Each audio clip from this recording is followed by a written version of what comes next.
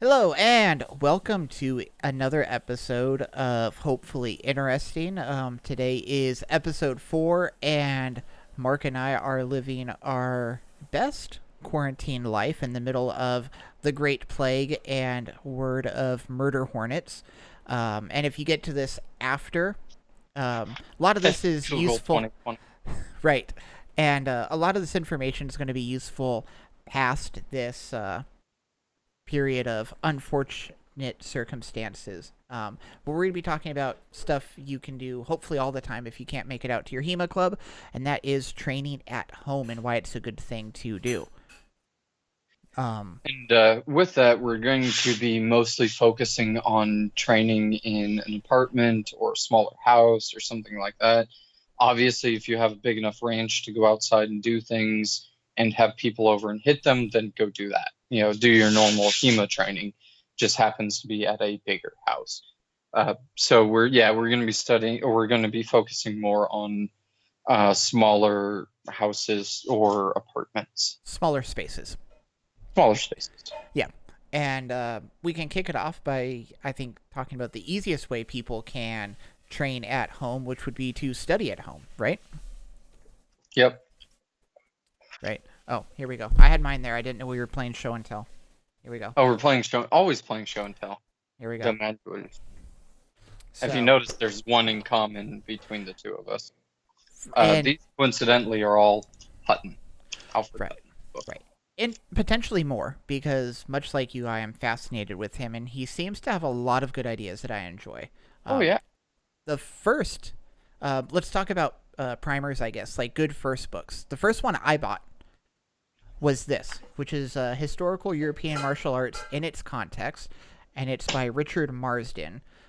I got it because it looked like it was a great overview to HEMA and swords, and after reading it, it kind of gave me an idea of what I wanted to do and what I wanted to study, and I Hmm. went on from there. But it was very kind of good way to get my feet wet in the HEMA world, I guess. Um, and then from there, I know Mark, you have a manual that you think is a Yeah. good starter. So old sword play. So it's by Alfred Hutton. Um, it's not so much focused on like it's obviously not focused on HEMA because it's about 100 years prior to HEMA.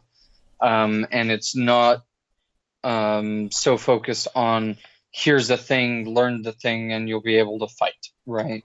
But what it's great for is each chapter is going to be a different, kind of focused on a different manual or weapon, as the case might be. So if you flip open to whatever page this is, it's chapter 4, broadsword and buckler.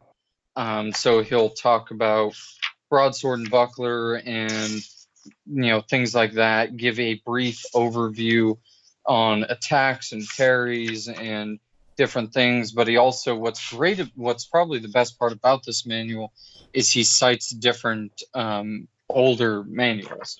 Um, and so it gives you a good overview, so you can be like, okay, I want to learn sword and buckler. What Hutton's saying is good, and I like that. So then you look over here, it says after Morasso, which he's a Bolognese fencing instructor of the late 15, early 1600s, I believe. Um, and so you can go with that, or you flip a couple more pages, and this is about small sword. I can't say that one. Can't say that one. There's some French names in here. Um, but here, small sword. This is the salute after Angelo. Okay. That would be, I believe, Henry Angelo the Younger. Um, but you can look through this manual and it gives you a good starting point. Then you can hop onto a great resource like Fior di Liberi, which is the blog run by, or not blog, the forum run by Matt Easton over at Scala Gladiatoria. And he has something like 650 manuals for available for download. And then you can get that manual and read it. Um, So I would recommend that personally as a great starter. Another one that I would hit on briefly is Sword Through the Centuries, which is more narrative based. It's not a novel, but he'll pick a story that references a specific sword in it, so you get some context of how it was used at the time. And for a lot of us getting into sword fighting, whether that's HEMA, SCA, whatever the case might be, a lot of us are into they want to play Lord of the Rings, or they want to play, For Honor, or, they want to play Knight in Shining Armor. I got the hiccups. That started early this time. They want to play Knight in Shining Armor. So, it's a great reference as a place to look at, okay, this story was interesting of how this was used, so I want to look more into that weapon. Yeah. And then other places you can go to when you're looking at trying to train indoor. Maybe you don't have weapons yet. You can read a manual. If you don't have a manual to read, like Mark was saying, there's resources online. You can read digital manuals or online scans of manuals. If you're like me, you will mean to read them, but until you have a physical book in your hand, you won't actually read the material. And it took Right. me actually buying Cold Steel after Mark recommending it for, I think, the better part of a year or two Something like that. for me to actually read it. And the path to me talking to you about Cold Steel, well, not Cold Steel, about sabers, and you then bringing Cold Steel up to me was me trying to study more at home, mostly by watching YouTube videos. And it started by Right. watching stuff from Nick Thomas of the Academy of Historical Fencing, and watching his has several videos of like basic saber lessons. So got Yeah. those. He works from, I think, Angelo. And Roworth. So those, trying to see what Matt Easton has, because he is a very knowledgeable gentleman. He Oh, has less saber stuff and works from yet another source, which would be Weight, I believe. yeah, John Musgrove Waits. And that's the interesting thing about like the Scala Gladiatoria channel. He doesn't have a lot of technique videos. He has some older ones that are pretty good, but if you want to understand swords and their context, that's definitely a great channel for that. So I would recommend his channel as more of, well, I've read the manual, but I don't understand what a lunge was in the late Victorian era, right? And so you watch his channel and he talks about that kind of stuff. Or Or I want to know, like, well, I bought this saber, or I'm looking for a saber to train with. What were they using around that time period? And what was the context of how that was used? Or like a fetter, what were the Italians doing as opposed to the Germans? Which Matt Easton also focuses on Fiore for Italian longsword. is a So, fetter oh, still a fetter if it doesn't have a shield? yes. Okay. Fetter is Fetterschwert, I think it's called, which just means lightweight or featherweight. Okay. Which admittedly, this is not. This weighs about 4 pounds. Um, but yeah, no, a fetter is still a fetter, even if it's just called a shield, or if it doesn't have a shield, and that's actually even in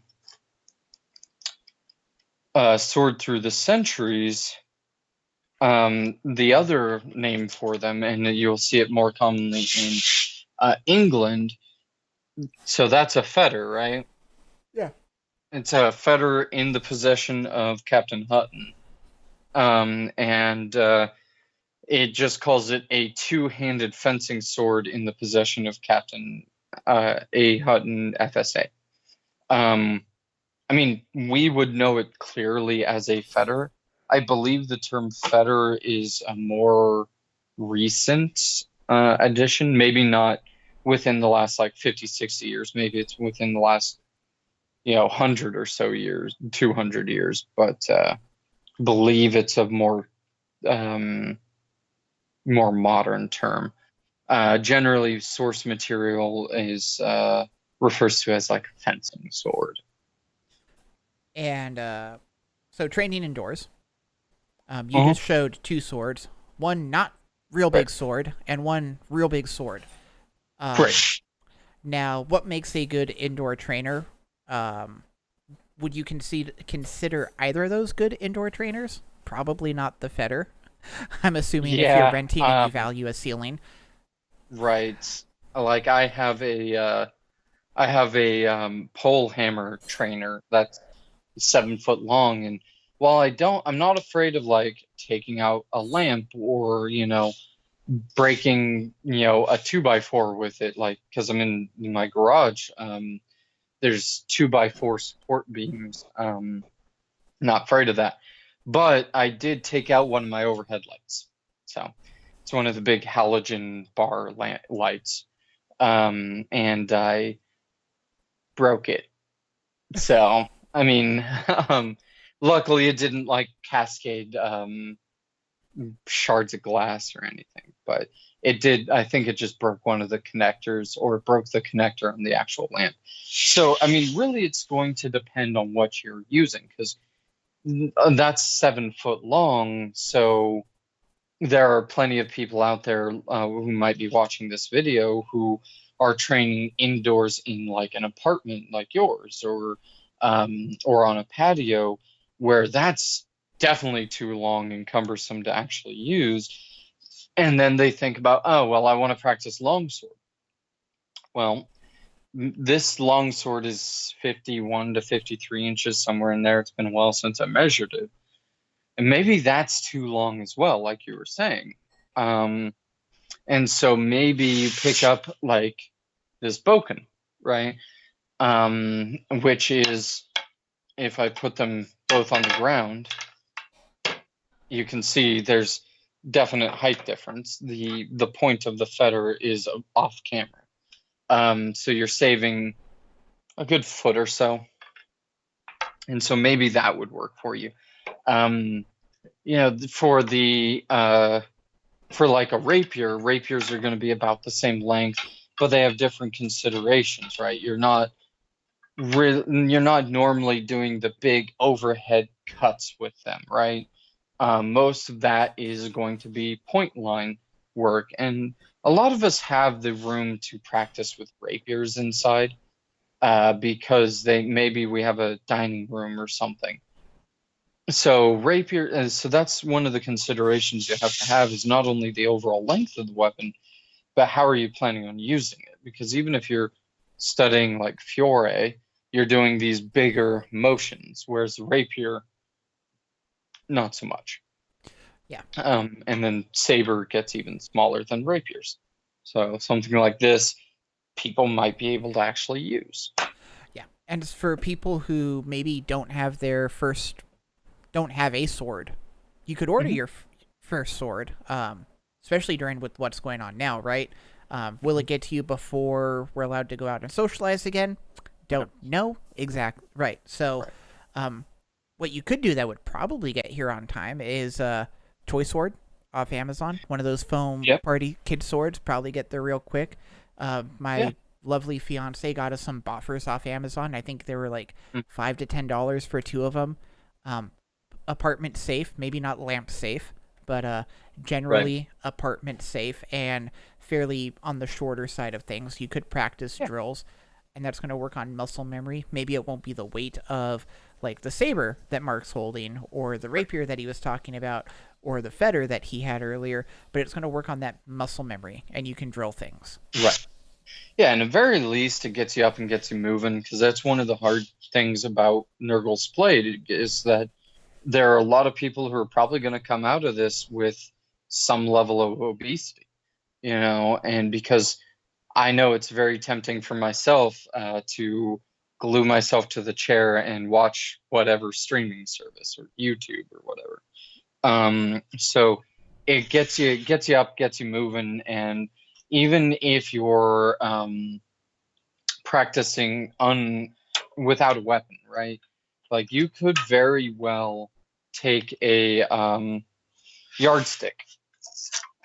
It's unfortunately slightly buried and might cause an avalanche, but you could very well take a yardstick and train with it one hand or two handed, and it at least gets you moving, gets you used to the idea of moving through cuts and blocks and things like that.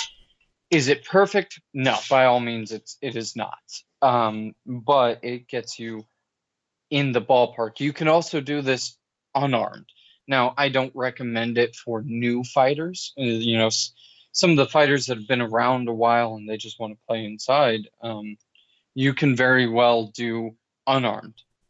Put your hands at roughly the right spacing and just go through the motions. Or you'll see a lot of rapier fighters, they use their hand to explain things, with the blocks and throwing a cut or throwing a thrust or something like that.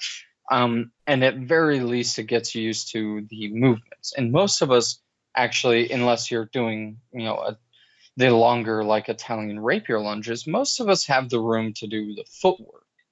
It's the swords that we don't, right? Right. So yardstick would work. The boffers could work. Smaller options. If you can't get either of those, maybe unscrew. Yep, dowel rods would work. I was gonna say, if you got a broom, maybe unscrew your broom. Yep. If you have the space to use it, right? Right. Some other great options as well, just to tack onto the boffers, are actually the foam swords that like you'll see for like the dart guns and stuff like that. Down look in the kids aisle, there's going to be something that looks like a sword. But even better than that is you can order, actually the Rawlings range synthetics made by Red Dragon are available on Amazon. So you'll be able to get those. You can also, I know there are some HEMA companies that are still up and running, like Darkwood for rapiers, wooden swords, or Purple Heart Armory, whatever you want to call them. It's Purple Heart Armory at woodenswords.com. They're still up and running. They're actually who I got my saber through. For reference, it is Tuesday, and I ordered this on Monday, got it last night. And they have a full range of synthetics. And so the synthetics are going to be more expensive than foam, but it is definitely a better product. The one thing you really want to look out for is point of balance, though. Yeah, and for clarification, because you said you ordered it Monday, got it Tuesday, that was about a week. It didn't get to you in a day. It's right. No. I ordered it Monday, got it last night, which was Monday, and then it is currently Tuesday. So yeah, it took a week to get to me. Who knows if they'll continue with that, but for now at least. Yeah.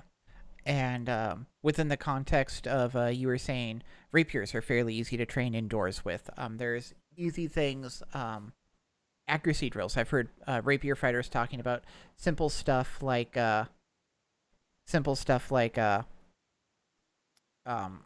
just putting the point around a doorknob. Mm-hmm. And stuff like that, just to get that fine motor control. Yeah, you could definitely, using the camera as an example, you can loop around the doorknob. You can go over the doorknob as well, whatever technique you're working on. Doorknobs are great for that kind of stuff. Most of us have some kind of entryway leading to a wall that is long enough to use a rapier and be able to go through those motions. This is my dagger, not a rapier, but you get the idea. And I believe you had a trick with the dryer, right? Oh yeah, I've even heard. I watched a video on about SCA rapier fighting online, and one of the, I think he was a white scarf within the SCA, was saying a gentleman he knew would take a sheet, sew a button or something onto it, throw it in the dryer, and anytime he heard the button clicking in the dryer, It was where he would take his lunge and thrust, um, Right. and that was mostly to train your brain to have stimulus and response faster. So Right. much in the way that you would see opening and go, it was noise and go. So you're kind of training that same muscle memory. Yeah. And it's definitely better than nothing, right? Another way you can do that too is a tennis ball. You swing it back and forth, so you wait for it to hit the center and you tag it um, with a thrust. That's another good way of building that same. You're looking for an opening and you hit it as it's going by. Um, but yeah, I mean, it. There's no reason for anyone to be able to not train indoors. You just gotta get creative with it, right? Right, and I mean, it's something I used to hate hearing my dad tell to me as a kid, because always been a larger fellow, played It, soccer and did sports stuff, and I used to always complain to him, "Oh, I want to be better. Oh, I want to do this. Oh, I want to be faster. I would, like to lose weight." And he's like, "Do you? Because you're not doing anything."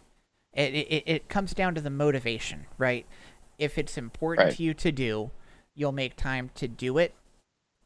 And if it's important for you to train indoors because you can only make it to your HEMA club once a week or once every other week, or maybe we're talking in the context we talk about being TSL members and regional meets for a charter is monthly, and maybe you want something beyond those monthly meets. So Yeah. how do you train in those gaps? And the easiest thing is train indoors. Find a book, read a book, practice techniques safely without damaging the apartment you're renting, hopefully, inside or on your patio if you are lucky enough to have a space like that. Or you just be okay with giving up that security deposit, Oh, right? I live in Southern California. Let's not do that. Right. Yeah. Get um pricey. But yeah, I mean, it's all about motivation, and like what you were hitting on is it if especially the once a month training. And for those of you who might be just stumbling upon us on YouTube, when you say the Saber Legion or TSL means the Saber Legion, we fight with LED glow saber, whatever non-copyrighted term we're choosing to use today, glow bats. Just look up the Saber Legion on YouTube if you want more information, or on their Facebook group or whatever. But it's the charters. The minimum requirement for a charter is to meet once a month, yeah. and we get people who just get blown out of the water by some other people, and it's like, well, how often are you training? Oh, I train every charter meet. Okay, well, how often is your charter meeting? Once a month. Well, there's your problem. What are you Right. doing with the rest of the time? You Right, because I know, was going to say, in NorCal, how often do you guys? Oh, I mean, when Nurgle's well, plague right is now, not a, no, right, when Nurgle's plague is not upon the world, how often do right. you guys get out and practice? We were doing it twice a week. Okay, and then We were doing Thursdays and Sundays. and that's your area. I know there's another NorCal rep in the Saber Legion. Was he doing other Right. days in addition to that? So in the Sacramento area, we were doing twice a week with Thursdays and Sundays. The Bay Area does, I believe, weekly at a HEMA school. Okay. Um, but I know for sure that they do their, that's where we host our actual charter meets, because it is a requirement to have a once a month charter meet. So we host our once a month charter meet over in the Bay Area. And so, um, yeah, I mean, and then there's On Guard Fencing Academy, which has weekly, I believe, meets. Then there's a couple other dojo-esque places that you can go and train in, like the Fairfield area. So, I mean, if we wanted to, we could probably get every day or almost every day in NorCal. There was a period of time in SoCal that it was every day. Right. And we're I still got burnt out real quick though. right, and I mean we're still pretty darn close to being there. We've got Yeah. up with me and my guys in the Inland Empire on Tuesdays, Hmm. and then I don't think we have anything going on Wednesday currently, but then we've got OC and LA on Mm. Thursday, and then we've got San Diego and those guys down on Friday. So we've got 4 different areas that meet weekly. Um, So if you're really serious, you drive to all of them and go and beat right, six. and Right. then you go to your regional meet and do all that fun stuff. Right. So, But um, yeah, I mean, there's HEMA schools though, that they'll do like, first week of the month, they'll meet like once a week, which is fine. But they'll meet like once a week, and then they'll do like first week is longsword, second week is rapier, third week is saber, fourth week is dewstack, and whatever the weapons end up being. And so realistically, you're training once a month. But even if you're training once a week, it's the idea of what are you doing with the rest of the time? right. Your instructor might have you for 3 hours, right?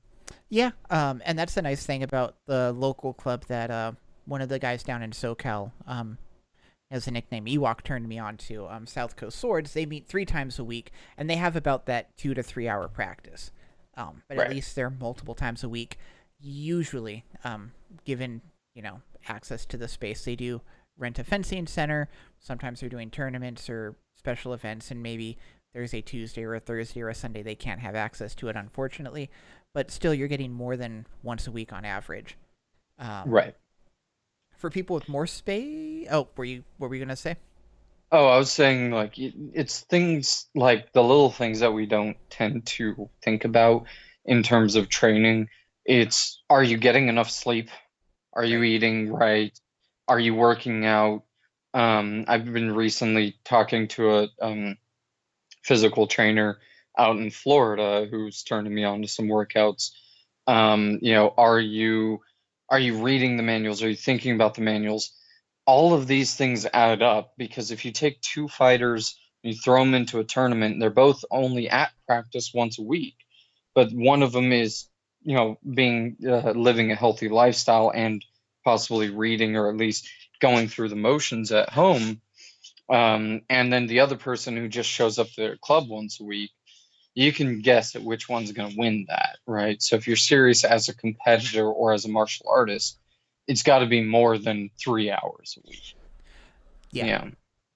And I was gonna say, because it's not in the double shot that we're both in, so maybe I'll cut to just the shot of you. But I keep staring at your punching bag.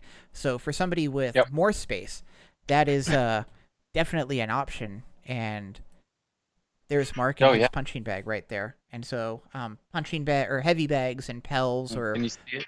or yeah, they can see it in that shot. Or Yeah. standing bags, a bob if you have one, I guess. Um, anything like that is something that you could use essentially, right? Yeah. Or the cutting wheel, right? Yep. Now, that's not something you can hit, obviously. Well, I mean, it is EVA foam, so maybe.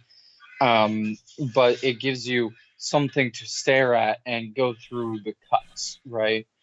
So you're at least training accuracy and stuff like that. It's something, right? Yeah. Do you have a preference between like a standing punching bag that would have a bunch of sand in the base, your hanging punching bag that you have, or a pel? Do you think one of them is maybe better than the other, or are they all about equal? I would say a Pell built right is probably the best. A Pell built wrong is no different than a standing punching bag.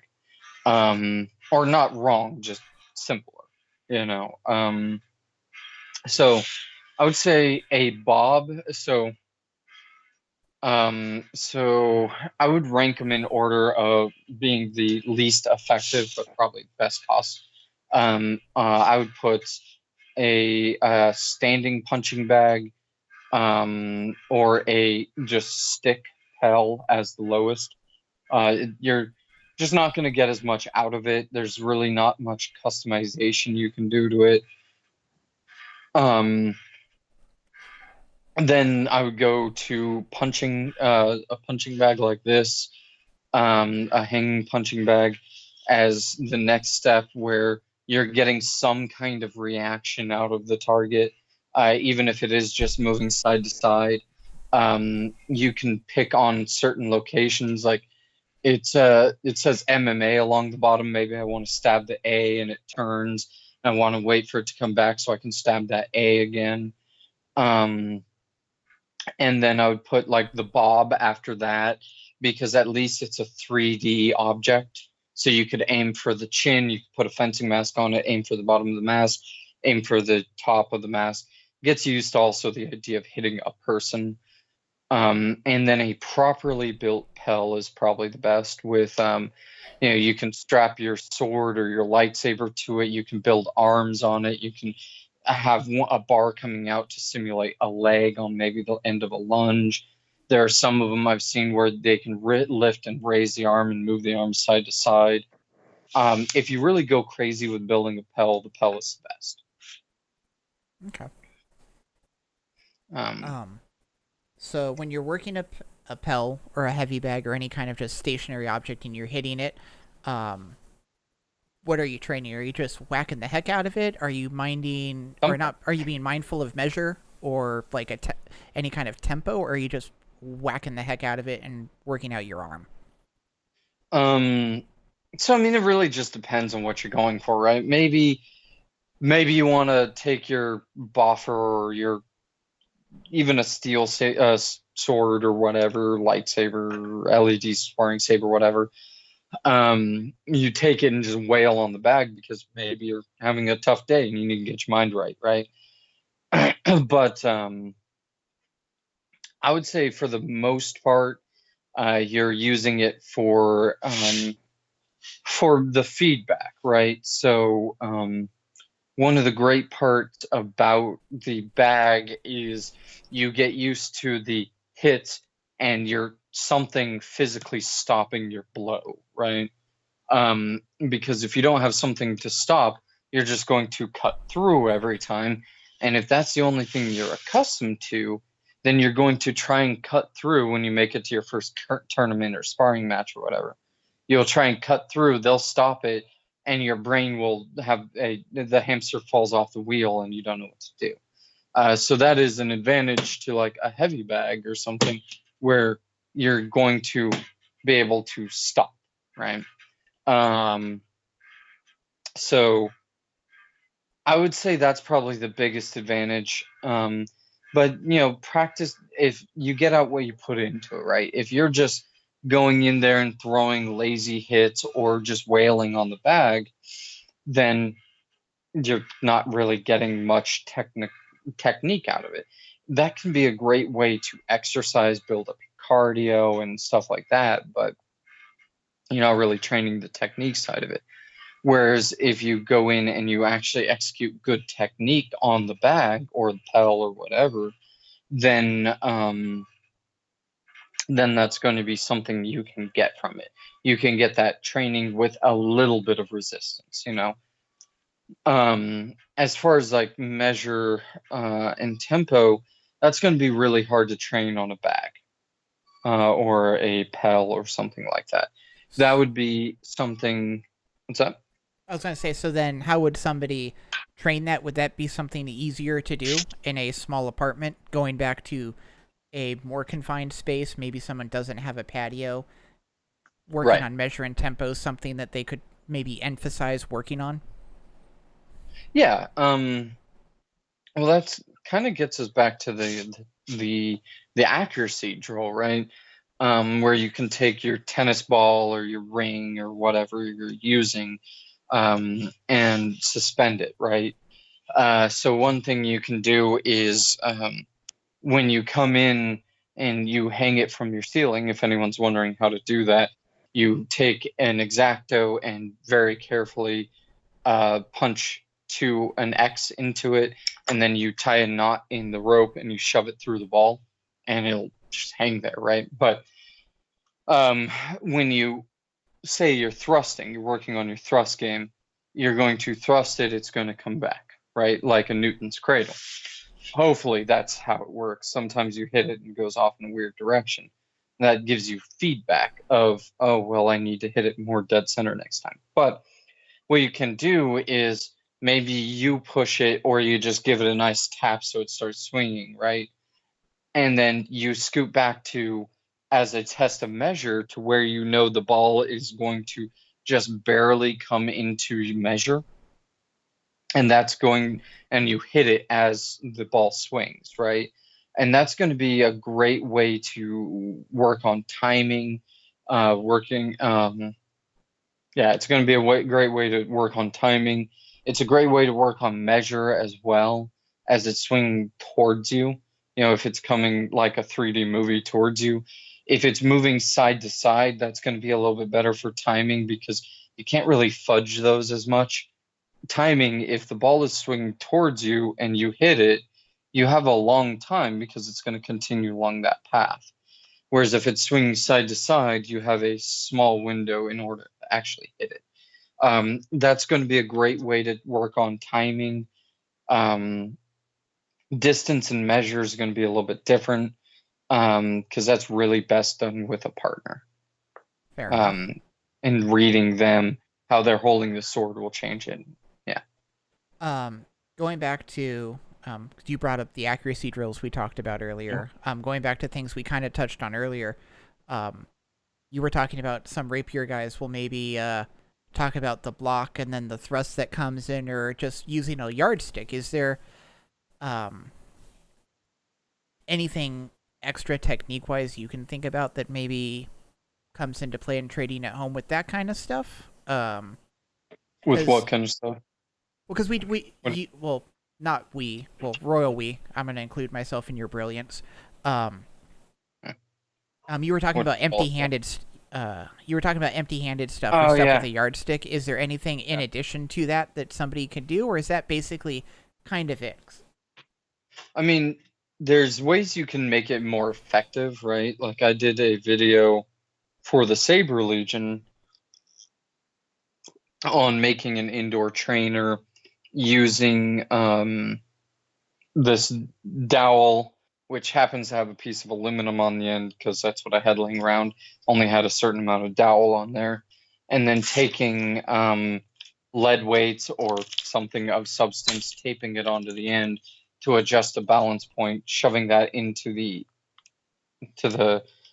glow bat, and that way it adjusts the point of balance. You can get, you know, an actual feel of how your sword or saber or glow bat or whatever is actually moving, and its pivot points and all of that.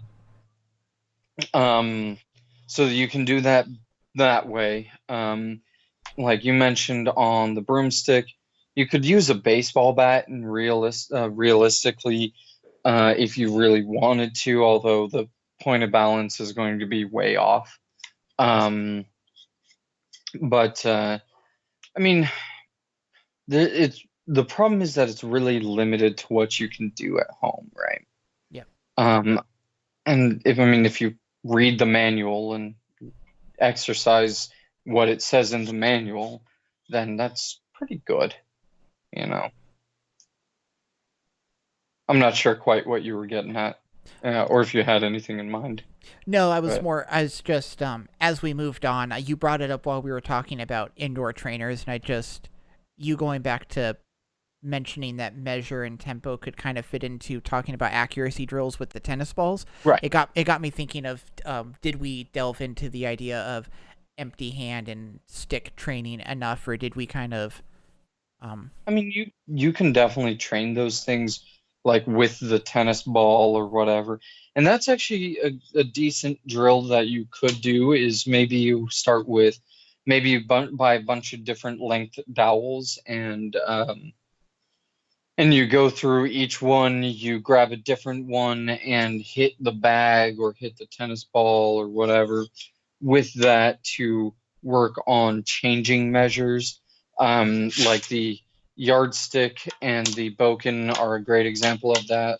You know, they're different measures, because that allows the critical thinking part of your brain to engage and try and figure out how far you are away from it. Yeah. There's also, if you have the room for it, like a patio, you can take a machete and do like water bottle cutting for seeing if your edge is in line. But I mean, you know how I feel about edge alignment and all of that crap, that it's not as important as everyone makes it out to be, as long as you hit him with the shark bit, right? Yeah, But I mean, it's the bit that does the owie part. right. Um, but yeah, I mean, it's,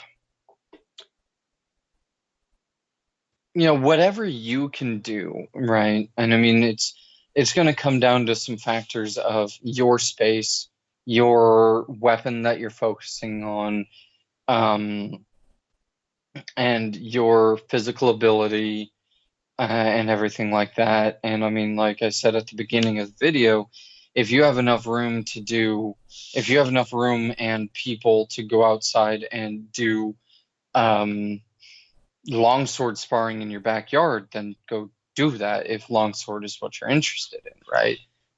Or rapier or what have you. If you have enough room, then that's the answer. How do you train at home? You go out in the backyard and hit people. Um, but and also like, what if you're obese and you're not used to movement of any kind? How should you train? Well, you should probably, think about talking to your doctor on advice on working out and diets and things like that first. Get yourself in shape first and get healthy.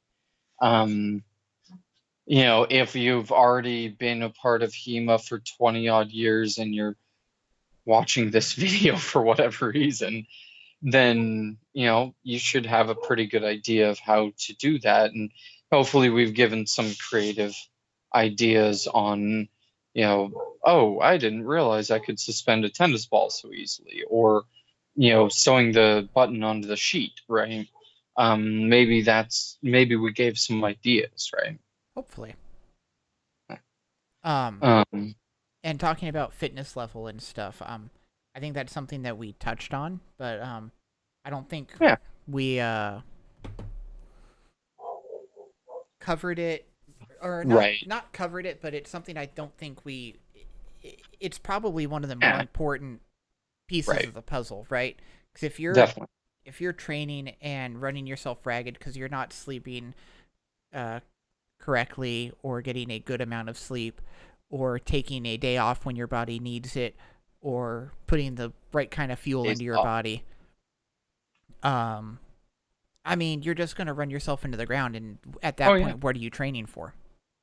right. And to preface what any of this workout stuff, go if you have any kind of concerns, or even if you don't have concerns, one, look at us. You shouldn't be taking medical advice from us. Neither of us are doctors or medical professionals, right? Right. If you have any questions, comments, concerns, go talk to your doctor. Go seek advice from a medical professional, um, because we're going to throw out general information, not advocating that you do it without talking to a doctor or someone first. Um, so with that though, I mean, there's plenty of good options. Treadmills, if you can do it. You love to jump rope, Yep. you know. I am not coordinated enough for that. And I have two left feet and two bad ankles. So, um, so jumping rope is a good option. A treadmill is a great option. If you're not living in an area that's locked down, go for a run, go get some cardio in. Um, you know, get your heart health going, and in whatever ways fit for you. I have been working out using the suspension bands, right? So you hang it on a door frame and you do your exercises lifting your own body weight, and that's been kicking me in the butt. Um, um, working out, just doing cuts on the pedal with some good footwork thrown in. That's enough workout for most people. I think the last article I read was to get at least like 30 minutes of exercise a day in order to kind of stay healthy. Um, so think about, maybe you hit the bag for 10 minutes or whatever, and then you go on a run or, whatever. But you should be working out in a way that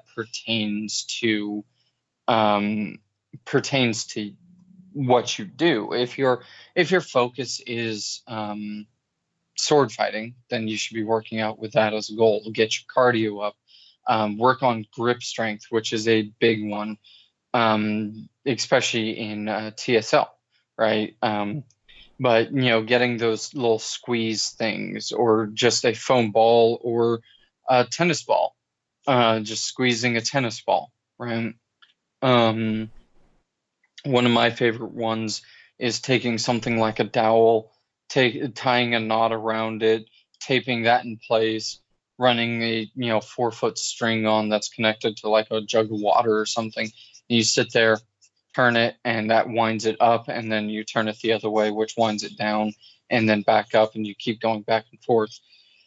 You can do something like that. You can using I have some hammers. You can do some tricep extensions. You can hang it on the ground. You can do some bicep work. This is also great for working out the muscles needed for saber, right? So for saber, you generally have some kind of grip like that, and working out your forearm by raising and lowering the hammerhead, trying to keep your forearm in place, right? Lunges are a great one that suck and no one likes to do, but it's effective. You've been into sports longer than I have, so maybe you have some good ideas for that kind of stuff as well. I think you hit most of it on the head. I think it's like you said, be mindful of what you're doing and try to, as if you're working out with the sport you want to do in mind is something sword related, be mindful of that. Cardio is important, but you don't need to train to run an ultra marathon. Right. I mean, you'll have an easy day at a tournament if you go there. And from a cardio standpoint, yeah. Right, but you don't quite need that extreme level of cardio endurance. And on the opposite scale, like you don't need to train like a bodybuilder or a competitive like strongman. There's really no need to get that big. If you want to, more power to you. But you don't really need a bulk like that for sword fighting. Right. If we look at the mechanics of the swords we use for the Saber Legion, the plasma swords, not a lot of force required to, cut things. And with real Right. swords, similar principle. They were designed to cut real good. And they cut real good. Yeah.